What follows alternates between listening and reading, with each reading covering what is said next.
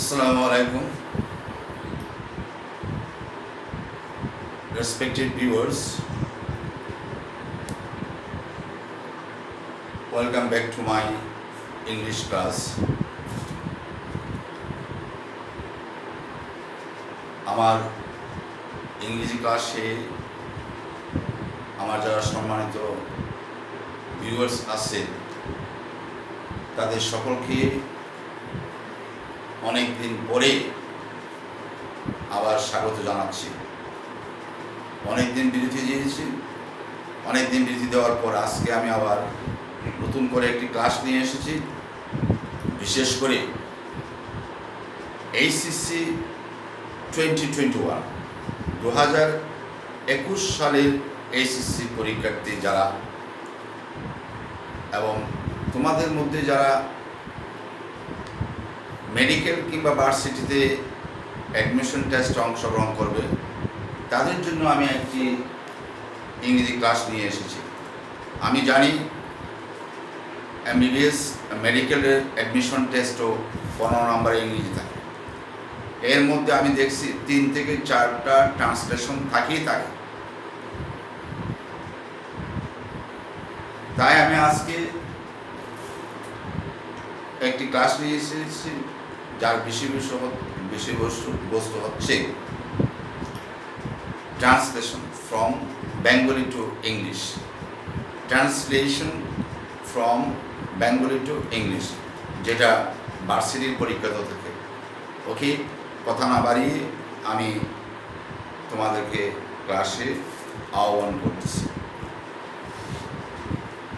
Respected viewers, আমি ইতিমধ্যে কয়েকটি বাংলা বাক্য এখানে লিখেছি। 5টি বাংলা বাক্য লিখেছি। প্রথম বাক্যটি হচ্ছে তার জন্য জায়গা করে দাও। তার জন্য জায়গা করে দাও মানে হচ্ছে যে একটি কক্ষ যেখানে আগে থেকে অনেকে বসে আছে, নতুন করে কেউ আসলো, তখন সে কোথায় বসবে সেটা বুঝে উঠতে পারতেছে না, বা এরকম সরাসরি কোনো জায়গা একদম পাচ্ছে না। তখন এই কক্ষের মধ্যে যিনি পরিচালনায় ছিলেন, নেতৃত্বে ছিলেন, উনি বলল যে তাকে জায়গা করে দাও। অথবা কেউ সামনের দিকে যাচ্ছে, ওখানে গ্যাদারিং, এর মধ্যে কেউ বলল যে তাকে যাওয়ার মতো একটি জায়গা করে দাও। এই অর্থে মানে কাউকে জায়গা করে দেওয়া, বসার জন্য কিংবা যাওয়ার জন্য। তো এটা একটা ইম্পারেটিভ সেন্টেন্স। এটা একটি কি সেন্টেন্স? Imperative sentence. তো এটাকে আমরা ইংরেজিতে কীভাবে বলবো? ইম্পারেটিভ সেন্টেন্সে প্রথমে ভার্ব বলবে, তো এটা ইংরেজিতে হবে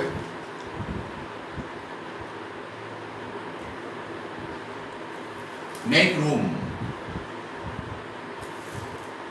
for him. Make room for him. Make room মানে জায়গা করে দাও।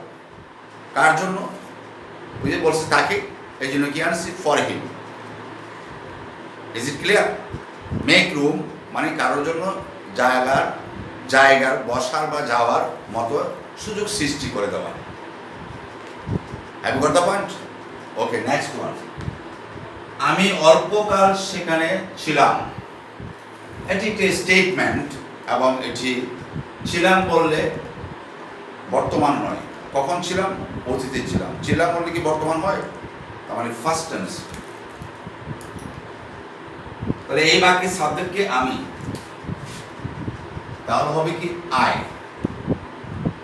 আমি ছিলাম, এখন আসবে ভার্বের ফার্স্ট ফর্ম। ভার্ব কোনটা? ছিলাম, আই ওয়াজ। আমি কোথায় ছিলাম? সেখানে, দেয়ার। I was there.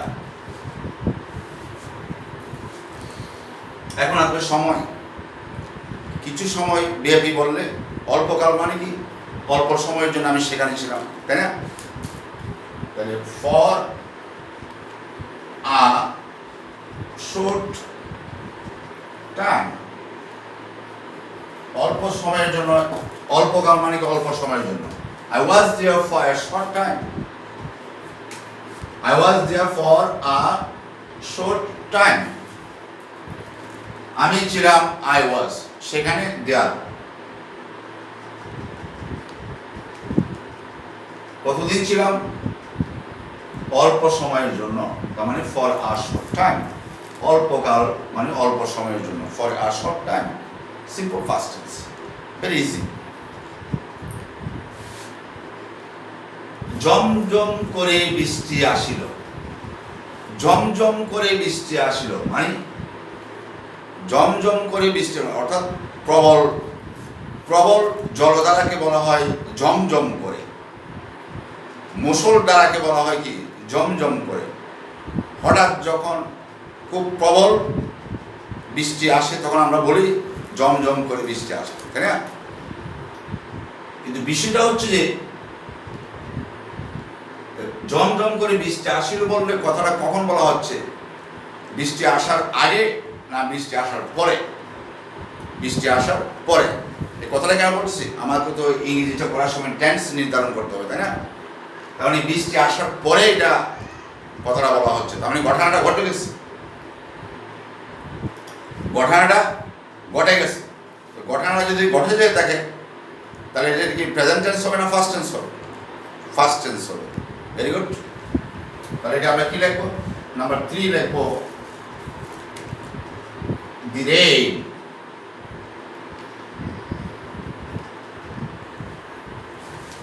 জমজম করে বৃষ্টি আসা অর্থাৎ মুষলধারে বরফ কিংবা বৃষ্টি পড়া, ইংরেজি হচ্ছে কাম ডাউন। বরফ কিংবা বৃষ্টি পড়া ইংরেজি কি? কাম ডাউন। তো কাম ডাউনের ফার্স্ট ফর্ম কি লিখবো? Came down. এই যে বললো বৃষ্টি আসলো, ঘটনা ঘটার পরে বলা হচ্ছে, এই জন্য কাম ডাউনের ফার্স্ট ফর্ম কি লিখলাম? Came down. এখানে আমরা একটি ফ্রেজ ব্যবহার করছি, বৃষ্টি বা বরফ বর্ষিত হওয়া, ইংরেজি হচ্ছে কাম ডাউন। তো কাম ডাউনের ফার্স্ট ফর্ম কি লিখলাম? Came down. সাবজেক্ট হলো বৃষ্টি। Rain came down. কিভাবে আসলো? জমজম করে। এটা একবার, কারণ এটা বৃষ্টি আসাটাকে, আশা ডংটা বা রীতিতে প্রকাশ করছে। কেমন ভাবে আসলো? জমজম করে। ইন টোরেন্টস, এটা একটা phrase word. In torrents, in torrents, TORRENTS, in torrents. The rain came down in torrents. The rain came down in torrents. জমজম করে বৃষ্টি আসিল। The rain came down in torrents. Next one. মেয়েটি লেখার চেয়ে পড়া বেশি পছন্দ করে। মেয়েটি লেখার চাইতে পড়া বেশি পছন্দ করে। এখানে কয়টি কাজ আছে? দুটি। একটু লেখা আর একটু পড়া। দুইটি কাজের মধ্যে সে কোনটিকে বেশি পছন্দ করে? পড়াটাকে। দুটি কাজের মধ্যে একটিকে বেশি পছন্দ করা, এটাকে বলা হয় প্রেপার। ঠিক আছে? Prefer to. দুটির মধ্যে একটিকে বেশি পছন্দ করা বল বুঝাতে পছন্দ করা ইংরেজি হবে প্রেপার টু। তো মেয়েটি লেখার চেয়ে পড়া বেশি পছন্দ করে, এটা মেয়েটির স্বভাবজাত একটি কাজ। স্বভাবজাত কাজ সর্বদা সিম্পল প্রেজেন্ট টেন্স হয়। Have you got the point? তা আমরা কি লিখবো? প্রথমে মেয়েটি ইংরেজি লিখবো, কারণ মেয়েটি সাবজেক্ট। The girl. আমরা জানি সিম্পল প্রেজেন্ট টেন্সে সাবজেক্ট উপর ভার্বের প্রেজেন্ট ফর্ম বসে। প্রিপার, PIFER, প্রিপার। The girl third person singular হবে, এই জন্য মেইন ভার্বের প্রেজেন্ট ফর্মের সাথে কি হবে? অ্যাস হবে। The girl prefers. কোনটাকে বেশি পছন্দ করে? পড়াকে বেশি পছন্দ করে। দুইটার মধ্যে যেটা বেশি পছন্দ করে সেটা বলবো আগে। The girl prefers reading. এখানে রিডিং হলো কেন? প্রিপারস হচ্ছে মূল ভার্ব। মূল ভার্বের পর অবজেক্ট বসবে। Object should be noun. নাউনের স্তরে যদি কোনো ভার্ব বসে তার সাথে আইনজি যোগ করে তাকে জিরান করতে হয়, কারণ জিরানের ভিতরে নাউন আছে। এখন বসবে টু। এখন দ্বিতীয় কাজটা কোনটা? লেখা, রাইটিং।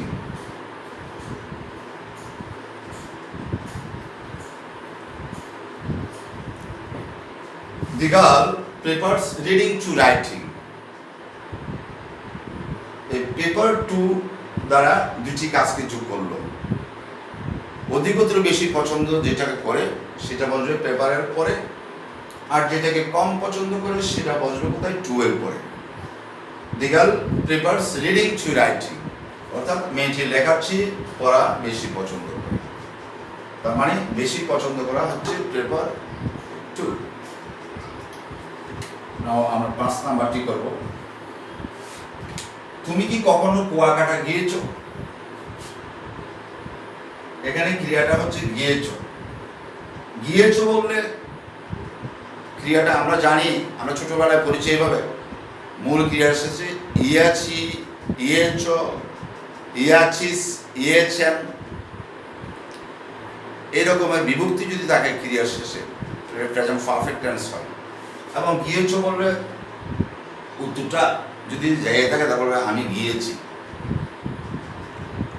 তার মানে এটা প্রেজেন্ট পারফেক্ট টেন্স আছে। প্রেজেন্ট পারফেক্ট টেন্সে বাক্যটি কোথায় আছে? Present perfect tense. তো কুয়াকাটা, কক্সবাজার এরকম কোনো দর্শনীয় স্থানে মানুষ প্রতিদিন যায় না, সপ্তাহে সপ্তাহে যায় না, মাসে মাসে যায় না, বছরে যায় বা কয়েক বছরে যায়। এরকম কোনো স্থান যেখানে আমরা জীবনে কয়েকবার মাত্র যাই, ওই ক্ষেত্রে যাওয়া ইংরেজি গো না হয়ে বি হয়। কি হয়? বি। তাহলে তুমি কি কখনো গিয়েছো, এটা interrogative sentence, present perfect tense. তো প্রেজেন্ট পারফেক্ট টেন্সে আমরা জানি সাবজেক্টের উপরে হ্যাভ বা হ্যাজ বসে, আর যদি সাহায্যকারী ভার্ব হিসেবে। আর যদি এটা ইন্টারোগেটিভ হয় তাহলে হ্যাভ বা হ্যাজ সাবজেক্টের আগে বলবে। তুমি সাবজেক্ট যদি তুমি, তুমির জন্য তুমি মানে ইউ, ইউর জন্য অক্সিলারি কি বলবে? হ্যাভ। হ্যাভটা বলবে এখন আগে।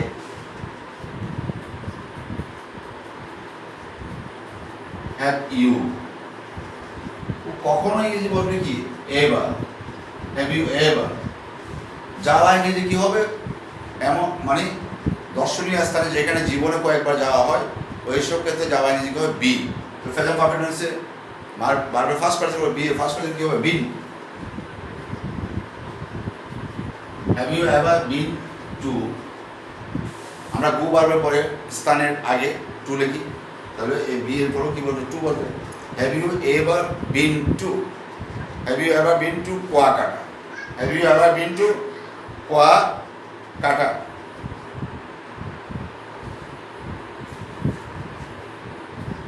কে U A K A T Kuakata.